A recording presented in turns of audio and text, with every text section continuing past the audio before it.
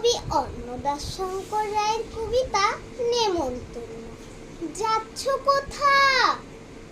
চাংড়ি পোতা। কিসের জন্য? নেমন্তন্ন। বিয়ের বুঝি? না বাবুজি। কিসের তবে? ভজন হবে।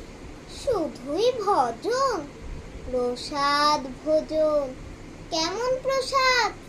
যা খেতে সদ। কি খেতে চাও? ছানার পোলাও। ইচ্ছে কি আর? সরপড়ি আর আহ কি আয়েশ, রাবড়ি পায়েস। এ কি বলি? ক্ষীর কদলি। বাহ, কি ফলার! সবরি কলার।